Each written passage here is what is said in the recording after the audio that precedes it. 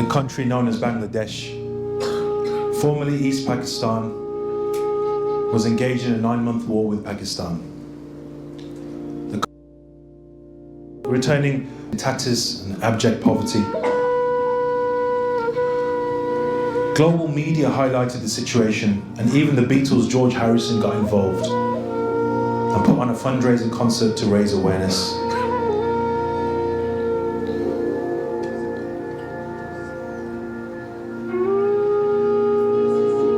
Independence was eventually declared in 1971 and Bangladesh was born.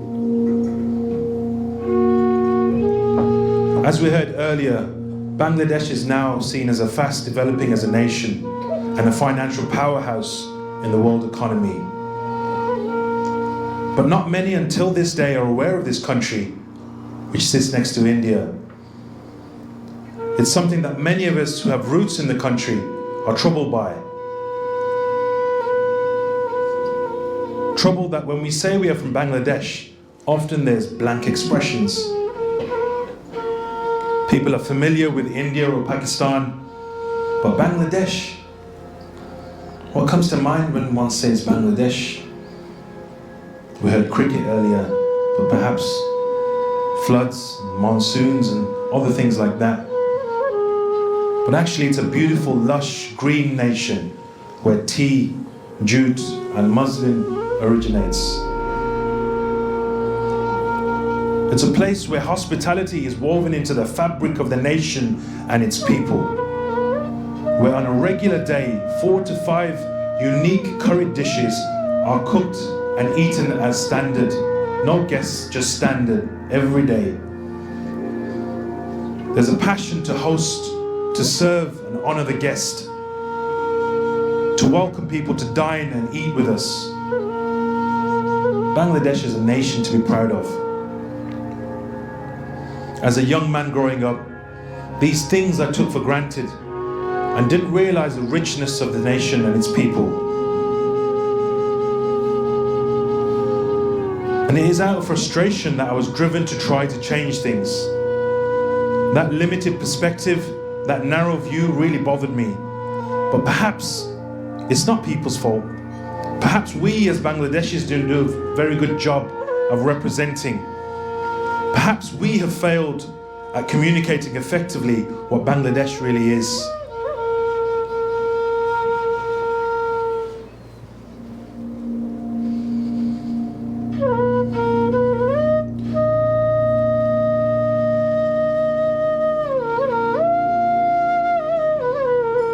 Bangladeshis like my late father were really behind something quite extraordinary. Something that I want to shout about now. After the labour shortages of World War II, working class Bangladeshis left their motherland in the 50s and in the 60s in view of a better life in the home of the old colonial masters in Great Britain. But what they did was quite extraordinary. They transformed the cuisine of an entire nation. Chicken tikka masala was celebrated like our crown jewels. It was a British concoction cooked and served by Bangladeshis. Kind of confusing, I know. These Indian restaurants actually were Bangladeshi owned. As we heard earlier, in fact, 85% of these restaurants were Bangladeshi, not Indian at all. And I can proudly say, as the son of a Bangladeshi restaurateur from the 50s, it was the hard work and toil of the Bangladeshis that the curry industry had established itself.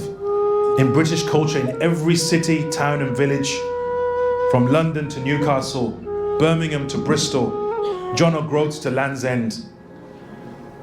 Here in London, the first Indian restaurant, the Hindustani Coffee House, 1810, set up by Sheikh Dean Mohammed, a Bengali surgeon and entrepreneur from Calcutta. Others followed in the 1920s, serving returning colonial officers, Indian professionals and Lascars. And it wasn't long before the rest of the British population were crazy for the taste of the exotic.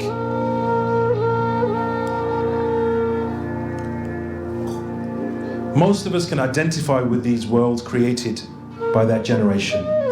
Dark, Mughal-inspired, elegant interiors, with its flock wallpaper and golden picture frames of the Taj Mahal.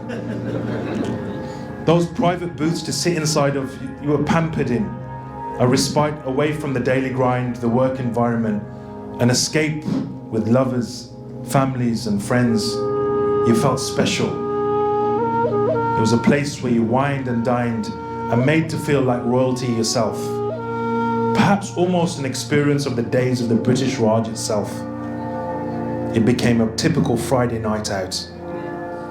And that was the aims of my father's generation. They wanted to bring in a bit of the homeland, a bit of the Indian subcontinent into the high streets by bringing a bit of spice to British life, to the host nations which they adopted as home.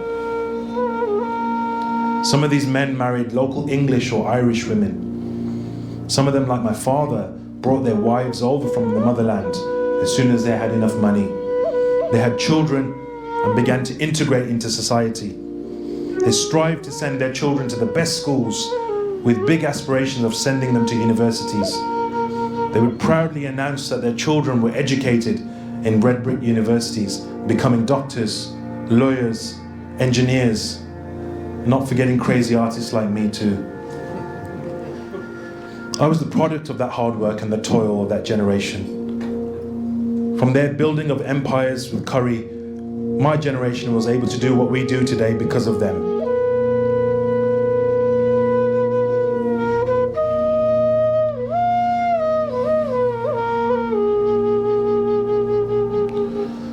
After the passing of my father, I had a strong desire to capture this forgotten legacy of immigrants that came here and made a life for themselves. Dark, dimly lit interiors were being replaced by IKEA minimalism. It was kind of sad, really.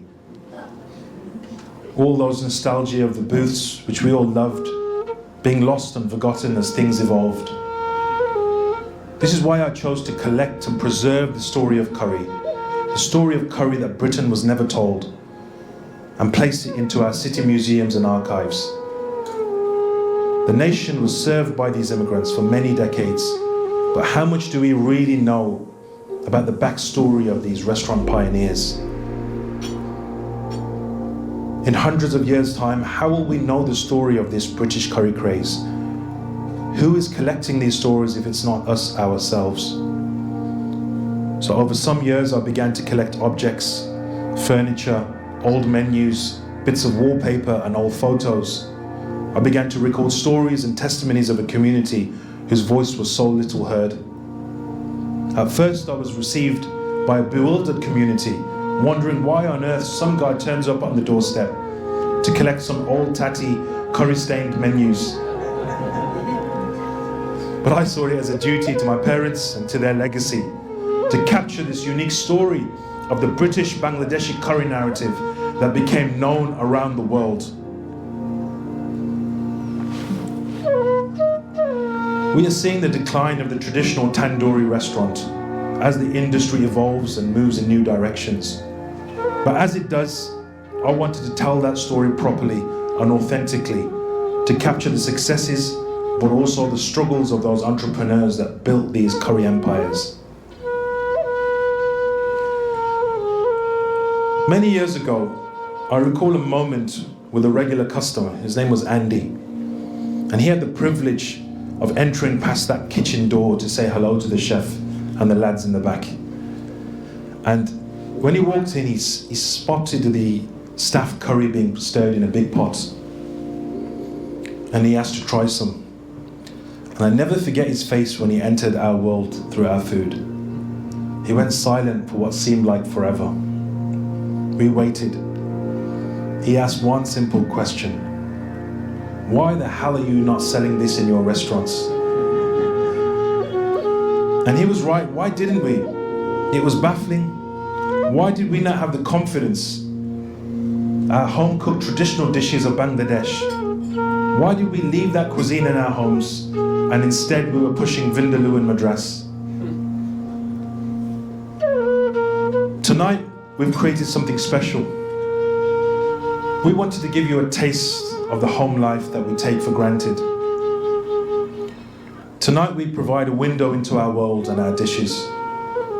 Recipes taught by our mothers, The magic that is cooked lovingly. We bring that to you, and we are putting it literally onto a plate for you tonight. I always say, you can run all you like from your heritage and your cultural background as British-born immigrants, but one day it's going to come look you in the face and ask you who you think you are. Having just returned from Bangladesh a month ago, following the death of my mother to COVID a year ago, I'd say that food is really special and something that my mum taught me. Because when we eat together, our hearts come together. Hope you enjoy your meal, guys. I'm sorry I have to be the one that keeps you from your main course. So, thank you.